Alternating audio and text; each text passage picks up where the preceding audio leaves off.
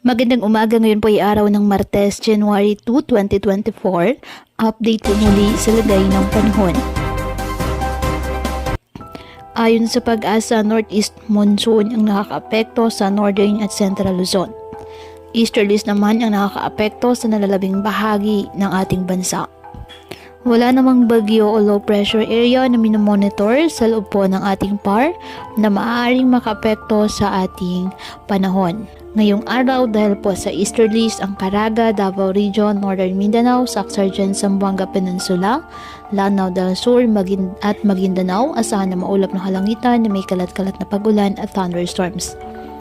Dahil naman sa amihan, ang Cagayan Valley, Apayao, Aurora at Quezon, asahan din po maulap na kalangitan na may mga pag-ulan. Ang Metro Manila, Ilocos Region, nalalabing bahagi ng Cordillera Administrative Region, nalalabing bahagi ng Central Luzon at nalalabing bahagi ng Calabar Zone, bahagyang maulap hanggang sa maulap na kalangitan with isolated light rains dahil sa Northeast Monsoon. Ang nalalabing bahagi ng ating bansa, apektado ng easterlies at localized thunderstorms, kaya makakaasa pa rin ng maliwalas na panahon.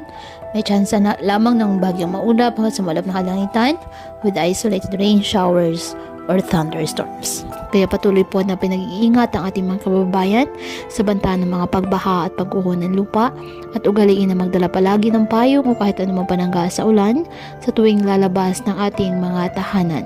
At yan po muna ang update sa lagay ng panahon ngayong araw. Muli patuloy po tayo na mag-ingat at palaging tandaan, God loves you. Stay safe and God bless.